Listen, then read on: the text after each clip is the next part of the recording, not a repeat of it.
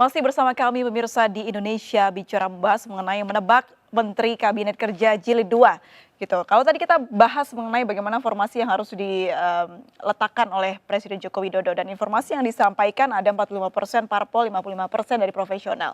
Nah, ada juga informasi di mana ada usia muda yang akan masuk di situ.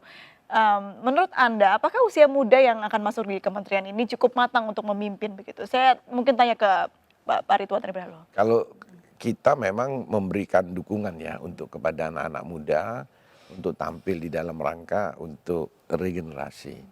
Tapi tadi yang kita sampaikan bahwa masalah kepemimpinan ini kan penting.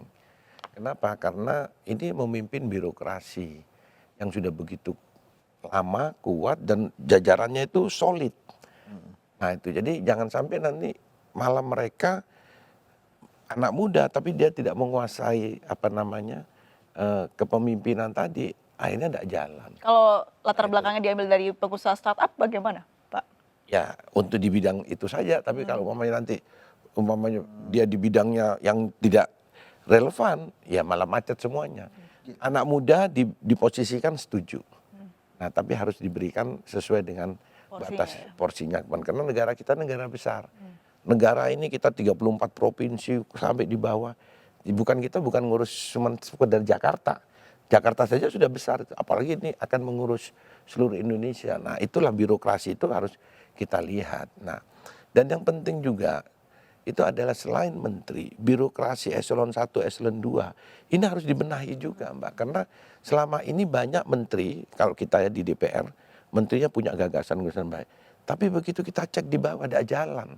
Kenapa? Di bawah birokrasi ke bawahnya ya. Birokrasinya juga. Nah, ini birokrasi ini juga harus satu paket ini dengan kementerian. Makanya sekarang ada kementerian ESDM di Komisi 7.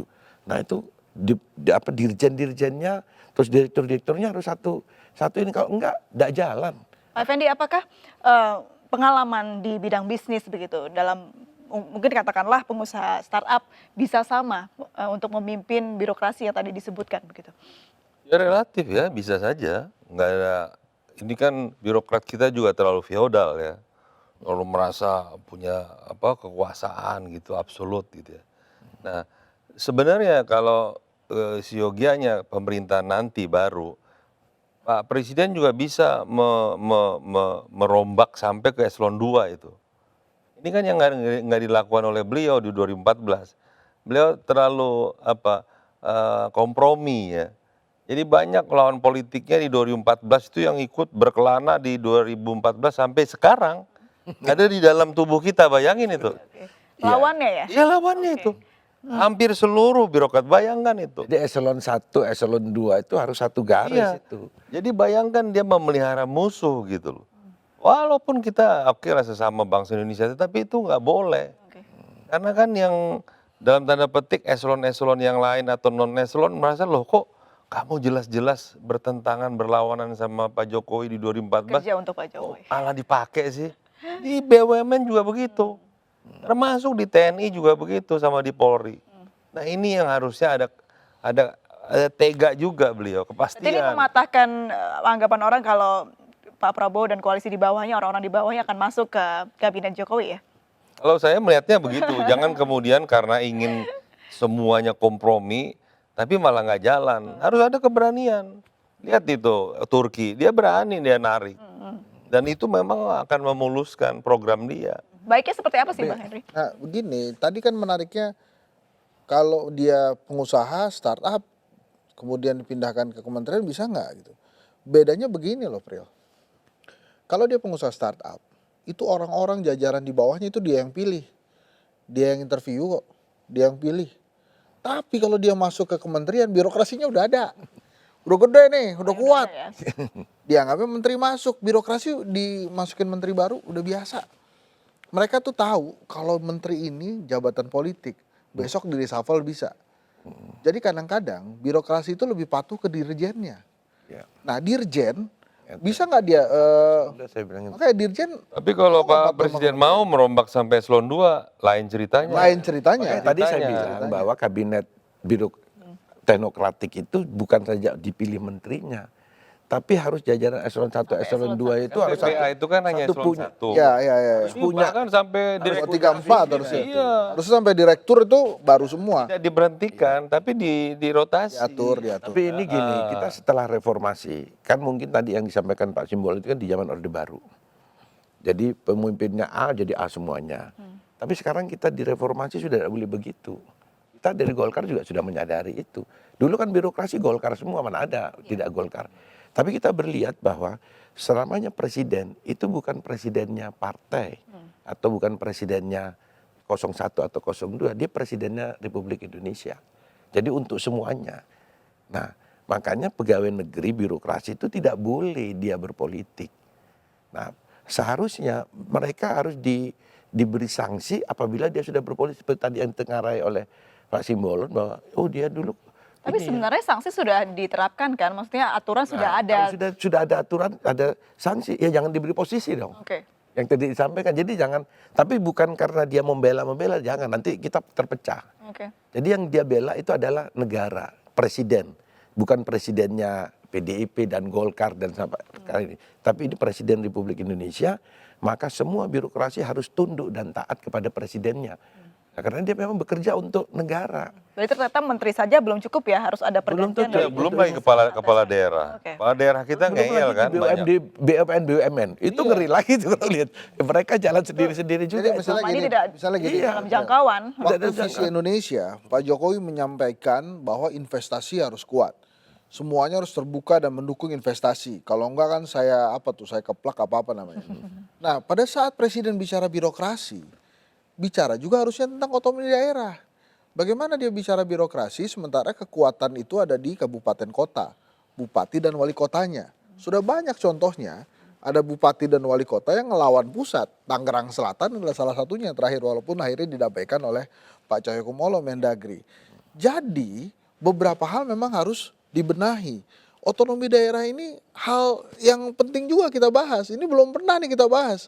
Kalau Amerika Serikat federalnya puluhan, ini Indonesia kalau diumpamakan federal ini ratusan. Gitu. Kenapa? Karena otonomi daerah ini sama sekali akhirnya lah kan saya dipilih oleh rakyat masyarakat saya. Ya pusat punya aja program sendiri ya silakan gitu.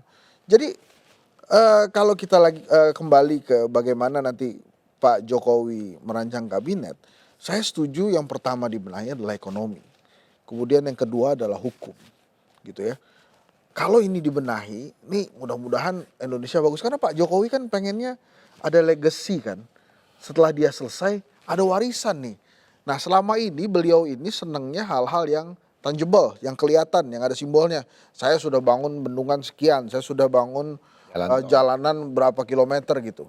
Nah sekarang pada saat dia menentukan kita fokus di SDM, saya sempat kepikiran juga, wih Pak Jokowi sudah berubah paradigmanya dari yang tangible ke intangible. Ternyata nggak juga. Waktu visi Indonesia disebut, oh saya mau bikin Badan Manajemen Talenta Indonesia. Oh dia bicara lagi tentang hal-hal yang bisa kelihatan gitu.